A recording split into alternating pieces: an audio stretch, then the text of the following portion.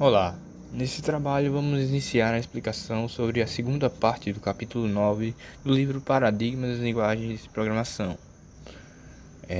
A equipe é formada por mim, Arnaldo Lucas, Jorge Lucas e Lee Edson. Os temas que iremos falar serão introdução, falaremos sobre polimorfismo paramétrico, subprogramas, procedimento de classificação, muitos outros assuntos e um resumo no final de tudo. Vamos iniciar com a introdução com o Lee Edson. Subprogramas genéricos. Primeiro, antes de iniciar nesse tema, vamos discutir um pouco sobre a reutilização de software. É fundamental para aumentar a produtividade dos desenvolvedores. Uma das formas de aumentar essa reutilização é evitando a necessidade de criar subprogramas para implementar o mesmo algoritmo em diferentes tipos de dados. Por exemplo, se a gente imaginar que precisa classificar quatro matrizes que só diferem no tipo de elemento. Em vez de escrever 4 subprogramas diferentes para isso, podemos usar um subprograma genérico que englobe tudo. Assim, um único subprograma pode ser utilizado para todas essas matrizes, independentemente do tipo de dado que estamos lidando. Agora, o que é exatamente um subprograma genérico? Ele é uma forma de subprograma que pode receber parâmetros de diferentes tipos em diferentes chamadas. Isso nos lembra o conceito de polimorfismo. Temos, por exemplo, o polimorfismo ad hoc, que é quando usamos subprogramas sobrecarregados, mas existe também um tipo mais geral de polimorfismo que encontramos nas soluções de APL. Nessa abordagem, a ligação de tipos é dinâmica, o que significa que os tipos de parâmetros podem ser deixados indefinidos inicialmente. Eles só são vinculados ao tipo dos parâmetros reais no momento da execução, o que dá mais flexibilidade ao nosso código. Além disso, temos o polimorfismo paramétrico. Esse é o caso em que um subprograma recebe um parâmetro genérico que é usado em uma expressão do tipo que descreve os tipos dos parâmetros do subprograma. Tanto o ADA quanto o C++ fornecem esse tipo de polimorfismo durante a compilação.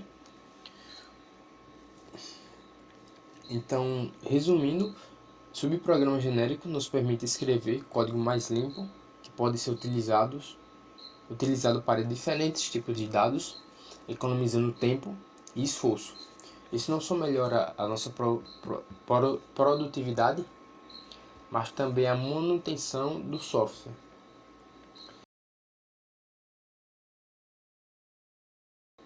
Os subprogramas genéricos em ADA, basicamente eles nos permitem criar várias versões de um subprograma que podem aceitar parâmetros de diferentes tipos de dados. O compilador se encarrega de instanciar essas versões quando necessário. O legal disso é que todas as versões do subprograma têm o mesmo nome, o que nos dá a sensação de que um único subprograma pode lidar com diferentes tipos de dados em chamadas distintas.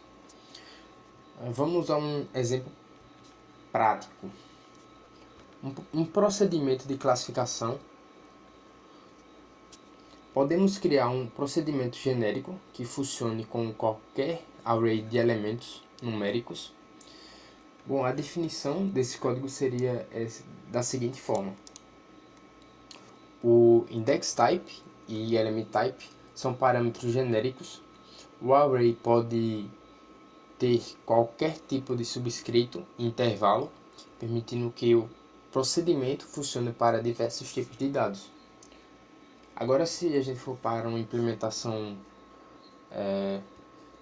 a lógica de ordenação, temos esse seguinte código aqui, e esse código realiza uma simples troca para classificar os elementos do array. Importante notar que até aqui não temos código gerado pelo compilador. Esse procedimento, até que instanciemos, para esse procedimento, até que instanciemos com tipos específicos. Bom, a instanciação acontece com esse bloco aqui de código. O compilador cria uma versão específica chamada integer-sort e pode classificar arrays de inteiros. Agora, outro ponto interessante sobre Ada é que ela não permite que subprogramas sejam passados diretamente como parâmetros para outros subprogramas. Em vez disso, utilizamos subprogramas formais genéricos. Isso significa que podemos instanciar um subprograma genérico várias vezes, cada uma com uma função diferente. Por exemplo, vamos pensar em um procedimento de integração, que ele pode ser definido com esse seguinte código. Esse procedimento pode ser instanciado para uma função definida pelo usuário, como fun1. Já no seguinte bloco, agora, integrate fun1 é um procedimento específico que integra a função fun1. Bom, com isso, de forma resumida, os subprogramas em Ada oferecem uma maneira de escrever um código que seja mais flexível e reutilizável, permitindo que a gente trabalhe com diferentes tipos sem precisar duplicar o código, duplicar a lógica do nosso código. As funções genéricas em C++, conhecidas como funções de modelo, são uma ferramenta poderosa para escrever código reutilizável e flexível. Vamos entender como essa lógica funciona, suas vantagens e como podemos usá-la na prática. Inicialmente, o que são funções de modelo? Em C++, uma função de modelo permite que você defina uma função sem especificar o tipo de dado que ela manipula. A definição de função de modelo segue um formato específico. Como podemos ver, esse é um formato específico da função de modelo. Aqui T é um parâmetro de modelo que representa um tipo genérico. Isso significa que a função max pode ser usada com qualquer tipo de suporte à operação maior ou igual, ou maior. Instâncias de funções de modelo. Quando a gente usa uma função de modelo, o compilador cria uma versão específica da função para o tipo que fornecer. Por exemplo, se a gente chama a função max com inteiros e caracteres, que está representada nessa forma aqui de código, o compilador gera duas versões da função max, uma para int e outra para caractere, para char. Bom, as vantagens sobre macros, embora a gente pudesse implementar uma funcionalidade semelhante com macros, como nesse código, as macros têm suas vantagens. Por exemplo, se a gente usar uma expressão que tem efeitos colaterais como x++, a macro pode ser avaliada mais de uma vez, resultando em comportamentos indesejados. Em contraste, as funções de modelo avaliam seus parâmetros apenas uma vez, o que garante um comportamento mais previsível e, de certa forma, mais seguro também. Um exemplo prático de ordenação genérica é que vamos considerar um exemplo de uma função de modelo para classificar um array. A implementação pode ser algo dessa forma aqui. Essa função pode ser chamada para arrays de diferentes tipos, como int ou float, bastando passar o tipo correto.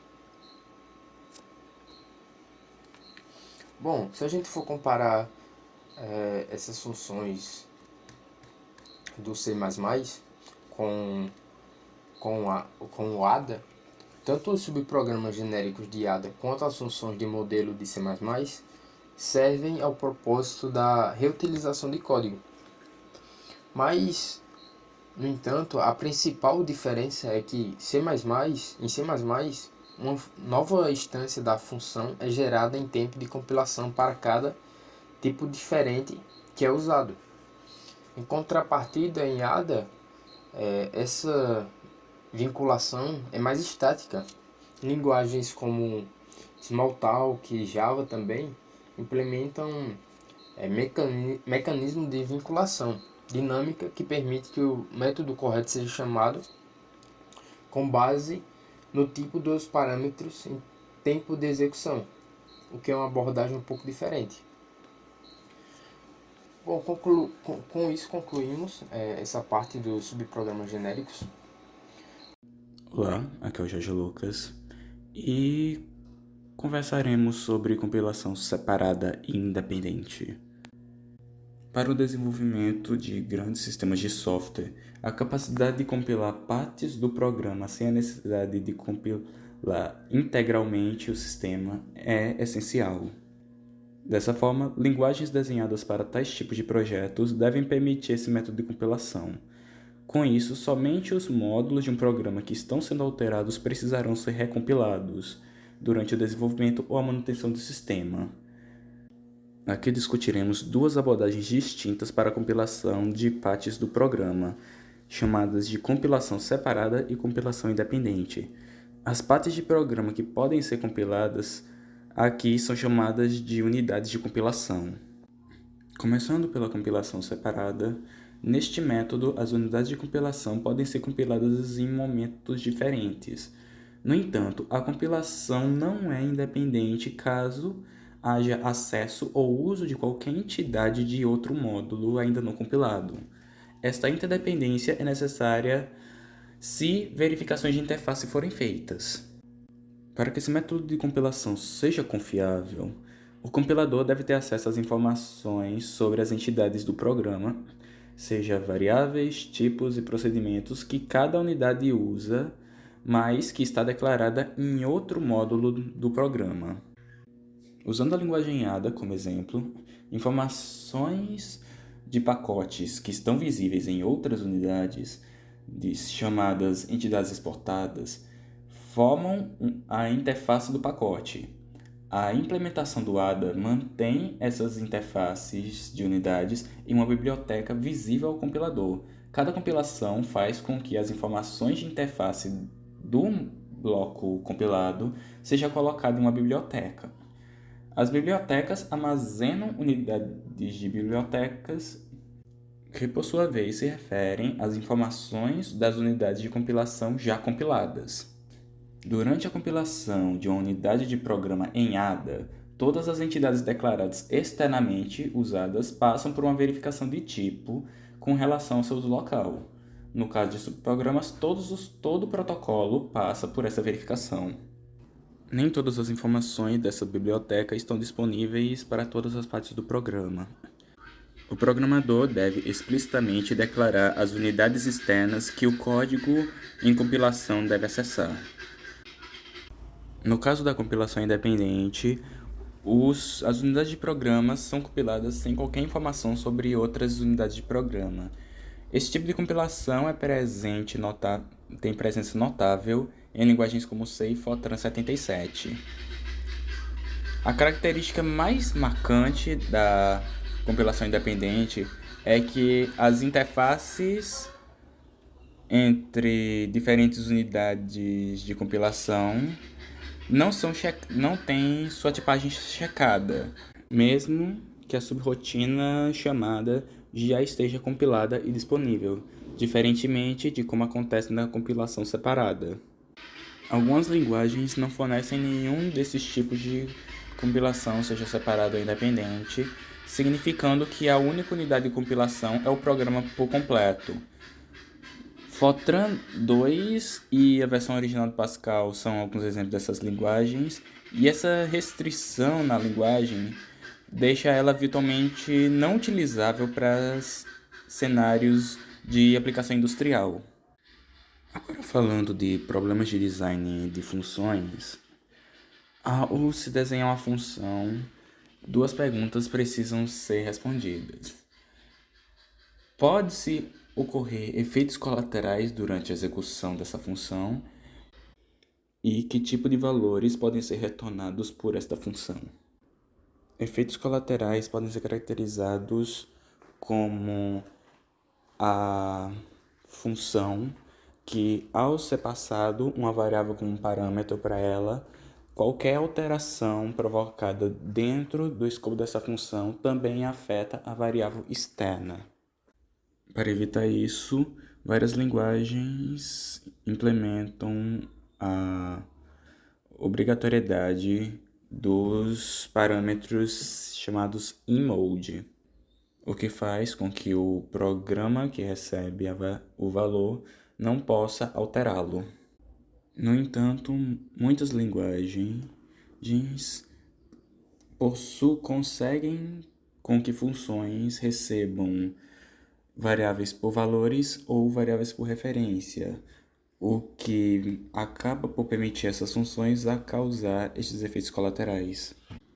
Já para o tipo de valor de retorno das funções, é imperativo que a linguagem de programação restringam os tipos que podem ser retornados por suas funções. Fortran 77 e Pascal fazem com que apenas tipos não estruturados sejam retornados. Já a linguagem C permite que qualquer tipo possa ser retornado por suas funções, exceto arrays e outras funções. A linguagem C++ é semelhante ao C, mas permite que tipos definidos pelo usuário ou classes possam ser retornados por suas funções. A linguagem Ada é sozinha entre o tipo de linguagem imperativa, na qual as funções podem retornar qualquer tipo de valor. Agora, partindo para acesso de ambientes não locais, mesmo que muitas comunicações entre os subprogramas podem ser realizadas através da troca de parâmetros, muitas linguagens oferecem outro método de acessar variáveis de ambientes externos. As variáveis não locais de um subprograma são aquelas que estão visíveis no subprograma, mas não são declaradas localmente. Ou seja, variáveis que existem dentro do escopo do subprograma são utilizadas por ele, porém elas não estão declaradas dentro dele. Variáveis globais são variáveis que estão visíveis em todas as unidades do programa, independentemente de que parte do programa elas estejam localizadas. E em capítulos anteriores foi discutido dois métodos de acesso às variáveis não locais ou globais, que são chamados de escopo estático ou escopo dinâmico. O principal problema de usar o escopo estático como meio de compartilhamento de variáveis não locais é que uma boa parte do programa pode ser ditada pela acessibilidade de subprogramas e variáveis não locais a outros subprogramas, em vez de soluções de problemas bem projetadas. Além disso, em todos os casos, mais acesso a variáveis não locais é fornecido do que realmente é necessário. No escopo dinâmico, podemos nos deparar com dois tipos de problemas. Primeiro, que durante o intervalo de execução de um subprograma, as variáveis locais do subprograma ficam visíveis a qualquer subprograma em execução, independentemente de sua proximidade textual. Não há forma de proteger as variáveis locais dessa acessibilidade. Os subprogramas são sempre executados no ambiente imediato aos quais são chamados.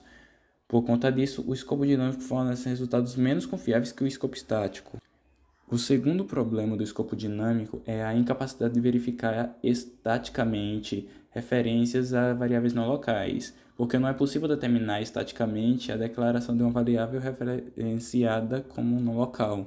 Na linguagem Fortran, há o acesso a blocos de armazenamento global através de uma declaração de código common.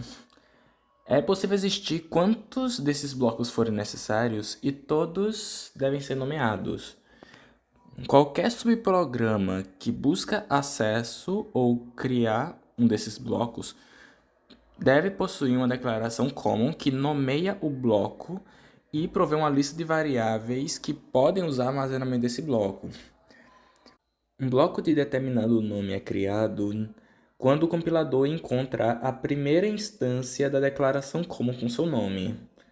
Não há limites de subprogramas que podem incluir uma declaração common que menciona o mesmo bloco, e cada subprograma pode especificar uma lista diferente de variáveis e diferentes tipos, não haverá necessidade de qualquer tipo de relação entre as variáveis ou a quantidade de outros subprogramas que utilizem o bloco. Outras linguagens utilizam o método de declarações e módulos externos.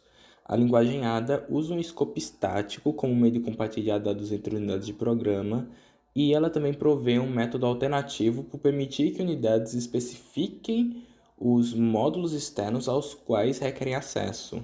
Usando esse método, todo módulo pode especificar exatamente os outros módulos ao qual precisa acessar. O usuário tem permissão de especificar o nome de um módulo externo que, por sua vez, fornece acesso a todos os tipos, variáveis e procedimentos existentes nele. Linguagens orientadas a objeto, como C++ e Java, uma classe pode ser usada para encapsular coleções de dados a serem compartilhadas entre outras classes. Na linguagem C, por sua vez, não há alinhamento de subprogramas, então só há um nível de escopo de subprograma. Variáveis globais, nesse caso, são utilizadas, declarando elas fora da definição das funções. Variáveis globais definidas em outros arquivos de código C, que estão incluídas em um programa, também podem ser acessadas por funções declarando-as como externas.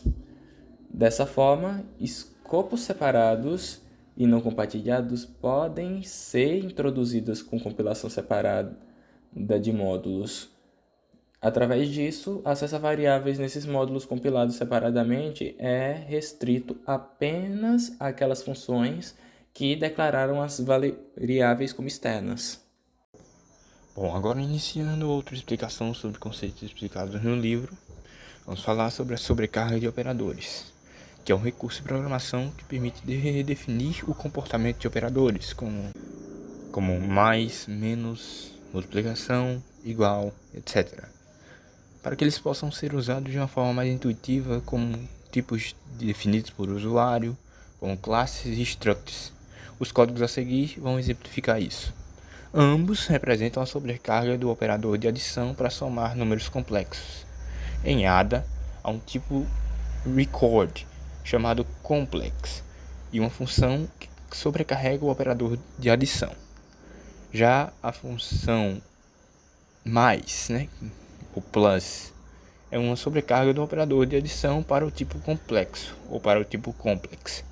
Ela recebe dois parâmetros do tipo complex, A e B, e retorna um novo complex, cuja parte real e imaginária são somadas de suas respectivas partes de A e B. Já no código de C++, ou C++, temos uma classe chamada complex, que representa números complexos com duas partes, a real e a imaginária. A classe sobrecarrega o operador de adição para permitir que dois objetos do tipo complex sejam somados diretamente usando a sintaxe C1 mais C2. Em mais detalhes, no código, a classe complex ela possui os atributos privados real e imaginário e define um construtor que inicializa esses atributos. O operador mais, ou operator plus, a função, foi sobrecarregado para que dois objetos complexos sejam somados, C1 e C2, e o compilador saiba como fazer essa operação. Ele recebe outro objeto complexo como argumento, o order, e retorna um novo objeto complexo, cuja parte real é a soma das partes reais, this, e order é a soma da parte imaginária. Em ambos os exemplos, a sobrecarga do operador mais torna a adição dos números complexos intuitiva e semelhante à operação com tipos primitivos, inteiros e floats. Bom, agora vamos falar sobre um tipo especial de subprogramas, as corrotinas. Elas são uma espécie de funções que possuem diversos pontos de chamada, permitindo que possam interromper ou continuar a própria execução, salvando suas informações. Dentre as características das coroutinas, podemos citar o controle simétrico, onde, diferentemente das funções normais que possuem um relacionamento mestre-escravo, onde uma função chama a outra e espera que ela termine, as coroutinas possuem um relacionamento mais igualitário. Significa que, ao invés de uma corotina ser chamada e executar até o fim, ela pode ceder o controle para outra corotina e retornar de onde parou posteriormente. Outra característica, ela tem múltiplos pontos de entrada, justamente esses que permitem que ela possa ser inicializada e pausada em várias etapas do próprio processo. E outra característica é o resume versus call. Então, ao invés da chamada convencional, uma call, as coroutinas utilizam o comando resume para retomar a execução de onde pararam. Isso permite que elas alternem entre si a sua própria execução. Já o funcionamento de uma corotina é exemplificado com esse diagrama do livro, à esquerda, e também tem esse na outra imagem para ser mais intuitivo. Quando uma corotina é criada, ela inicia por uma unidade mestre, que não é uma corotina. A unidade mestre cria uma coleção de coroutinas e pode iniciar a execução de uma delas. Essa corotina, por sua vez, pode transferir o controle para outras coroutinas ou retornar para a unidade mestre. Assim, o fluxo de execução é basicamente o seguinte: a unidade mestre inicializa uma corotina, a corotina executa até o ponto onde decide ceder o controle para outra corotina ou para a unidade mestre, e essa ação é feita através da instrução resume.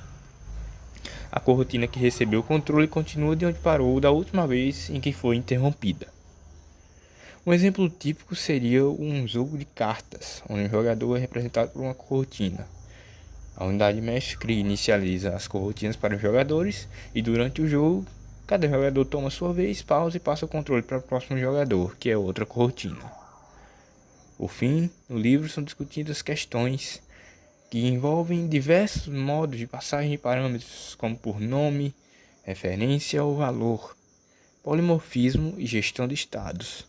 E todas essas questões mostram como a sobrecarga de operadores e as coroutinas são ótimas extensões ao conceito de subprogramas e ajudam a resolver problemas complexos de maneira mais elegante e eficiente, refletindo a execução das linguagens de programação para atender às crescentes demandas da engenharia de software moderna. E assim, a gente conclui a nossa apresentação sobre o capítulo 9 do livro Paradigmas e Linguagens de Programação.